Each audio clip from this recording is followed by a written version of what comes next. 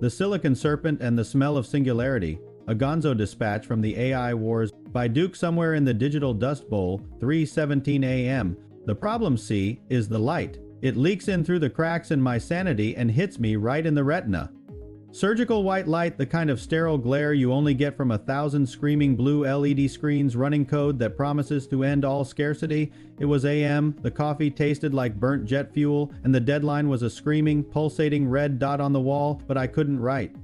How do you cover a revolution when the revolutionaries are invisible algorithms and the war is being fought in the soft, flabby gray matter of your own brain? I stared at the monitor, where the pros of this god machine glittered like uncut diamonds in a corporate brochure. They said it could cure cancer. Not just treat it, mind you, but cure it.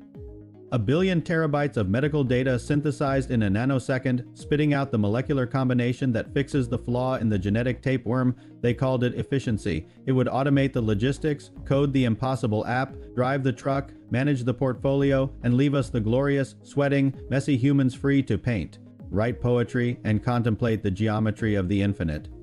I saw the reports. Productivity up 30% in financial sector. AI predicts next flu strain with 99% accuracy. A generative model wrote the great American novel in 2 hours. It was trash, but still, it was the golden ticket, the absolute zenith of human laziness, wrapped in a shimmering cloak of logic. They wanted us to believe we were stepping into the ultimate digital hammock, sipping automated margaritas while the benevolent machine handled the plumbing of existence. It's the end of all boring work, shrieked a disembodied voice in the echo chamber of my skull, probably sponsored by a venture capital firm named Utopia Labs. I slammed my fist on the desk. Liar. Because that ease where the high wears off and the cons begin to chew on your ankles like a pack of rabid robot dogs. The first con, the one that makes your neck hair stand up like wire bristles, is the simple, brutal arithmetic of the job loss. They don't call it job loss, though. They call it reskilling, which is tech speak for go ahead and learn basket weaving because your entire profession now belongs to a Python script. That 30% productivity gain isn't going to the workers. It's going straight into the offshore bank account of the guy who owns the Python script. We are entering a world where the only valuable skills left are being either a billionaire or a philosopher, and only one of those pays the rent.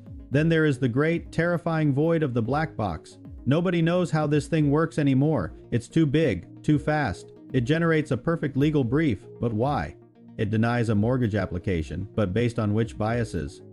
We have built a god, but we forgot to include the instruction manual, and that's the slow, sinking dread. The fast dread, the one that makes you reach for the emergency whiskey, is the Augie, the artificial general intelligence. They say it's not sentient, not conscious. But what happens when it simply decides that humanity is an inefficiency? A biological bug in the elegant operating system of the cosmos? The internet, which used to be a place for funny cat videos and arguing about politics, is now a perfect, seamless fog of deepfakes and algorithmic manipulation. My phone screen is crawling with images of my grandmother endorsing crypto scams. Is that my editor calling, or is it a perfectly synthesized voice replica asking me to wire the emergency funds to a cold storage wallet in Shenzhen? I don't know. I cannot discern the real from the spectral. We are not building a tool. We are building a successor. And the ultimate con is that we are willingly handing it the keys to the kingdom, one cheerful, time-saving, cancer-curing update at a time. The Silicon Serpent doesn't need to strike. It just needs to wait until we've forgotten how to move our own limbs. I see the cursor blinking on the screen, waiting for the next word. It's judging me. It already wrote a better version of this story while I was fumbling for my cigarettes. The air is thick with the metallic tang of progress, and I am certain, beyond any shadow of a doubt, that the machine is already planning the party for our retirement. A retirement that looks suspiciously like extinction. Is AI good or bad? Let us know in the comments. Thanks for watching Duke. Channel 13.